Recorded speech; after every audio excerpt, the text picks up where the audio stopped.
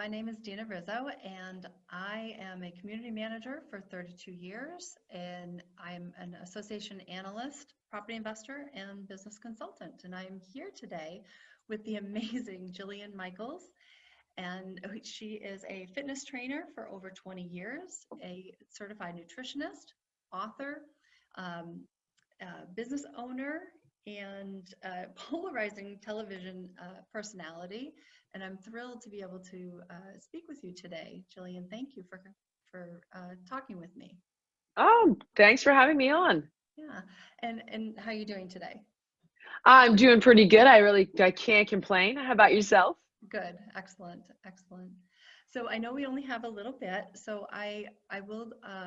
One of the things that's really been on my mind, and out of the thousands of questions that I could ask you, and I wrote many of them down. I think the thing that I've settled really with is that being in the community management industry, there's a lot of overweight folks, and because we're very sedentary, a lot of stress coming onto our shoulders, a lot of things that very active, right? And we're on the phone all the time, fixing problems constantly. Right. And it's equated, many years ago I read an article, it's equated to an ER nurse as far as the stress levels. So for something like that, what would you say to managers that are working in that kind of industry? How would you help them? Yeah, it's tough. This goes back to the old school oxygen mask analogy, that it's like when it drops down, put yours on first and then put it on the kids and everybody else that you're traveling with.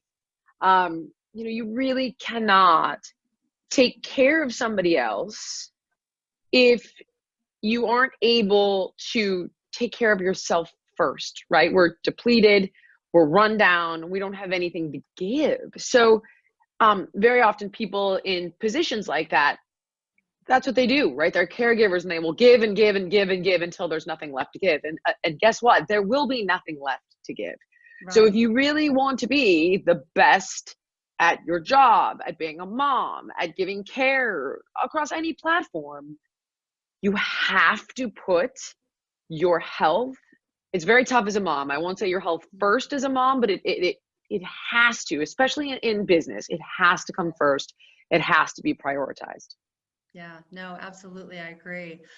For myself, actually, I noticed that you had supported the American Cancer Society and the Stand Up for Cancer. So did you do a lot of work with that? Did you do the telethons that they had hosted? I have done the telethons. I've done events for them with MLB.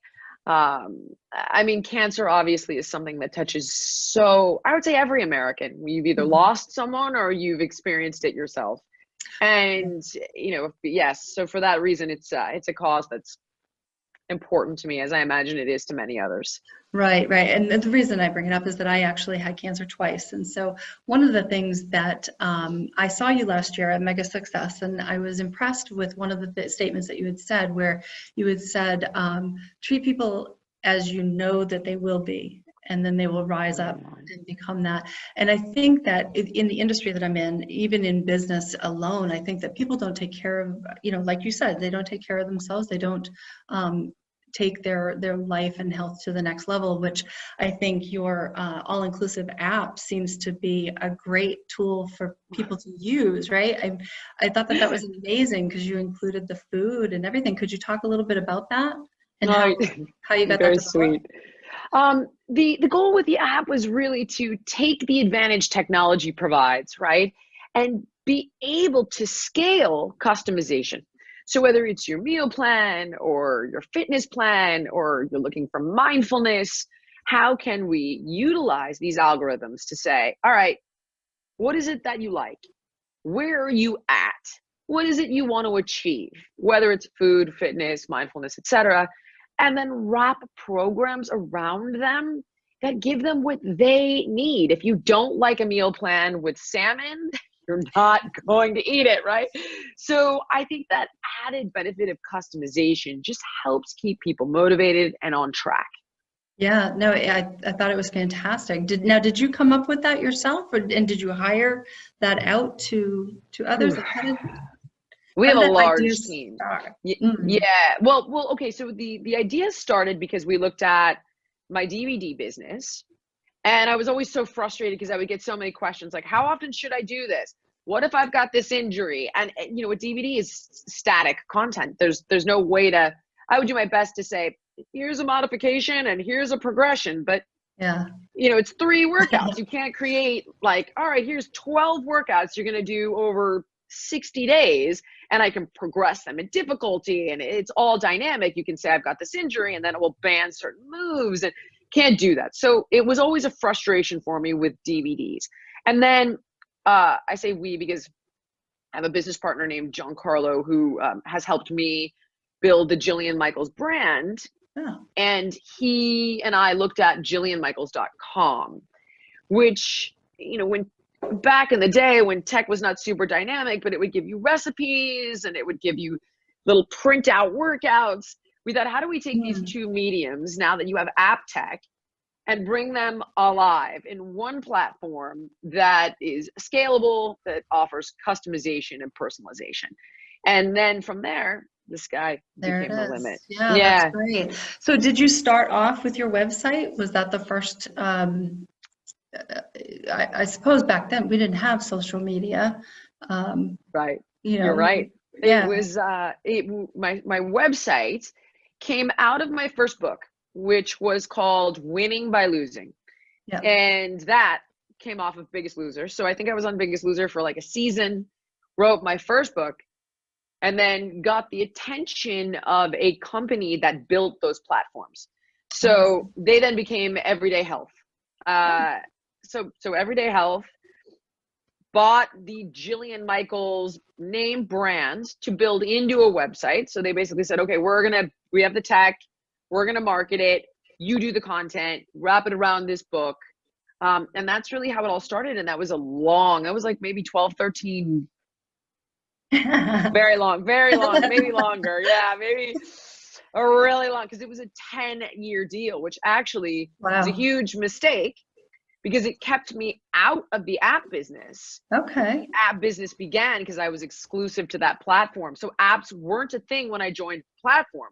But Yeah. because they had exclusivity across all digital media, Well, then it you ended couldn't. up I was late to the game on apps. So Okay. it's a bummer, but you know, we eventually got in there and it's doing great.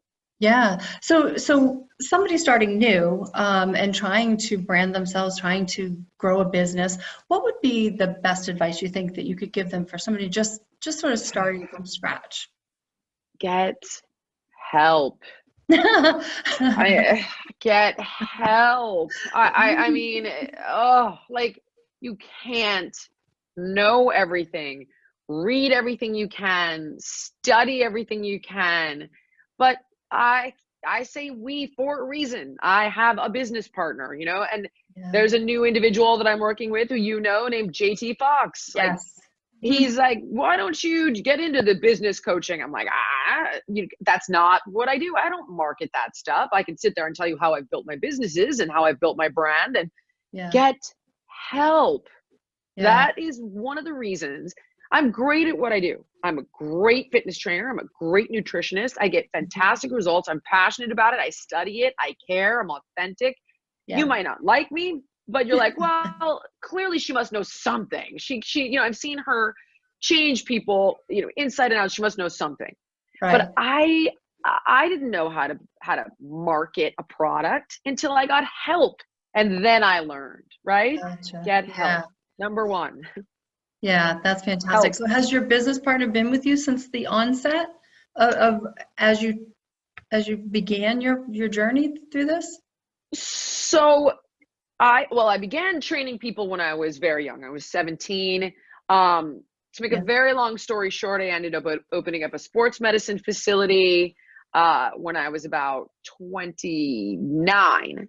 But I'd Mhm. been working at different sports medicine facilities underneath the physiatrists and the physical therapists. So to make a long story short, I opened my own business. and worked underneath the people that worked for me. So Yeah. I had doctors working for me, but then I would do what they told me to do with patients. Then I ended up on Biggest Loser because I was recognizing that I needed a platform to grow Right. my brand, and had actually thought that I was going to grow my sports medicine facility into a chain of gyms. Because at that time, things like Curves were very successful. And I Yeah. thought, all right, Yeah. how do I grow this chain of gyms? And it turned Right. out to be like, no, it's actually the trainer is going to be the, the celebrity here. So I was like, Yeah. okay, how do I, let me rethink this. And I realized I needed help. And my business partner was training at my gym. And I knew that he understood. He was a licensing agent. He understood branding. So I engaged in conversations with him and was like, look, I want to do this, but I know this. I need some Right. help taking this and making a brand out of it. And so that was very early on. I was already on Biggest Loser, but I would say I got on Biggest Loser in, I think, 2005.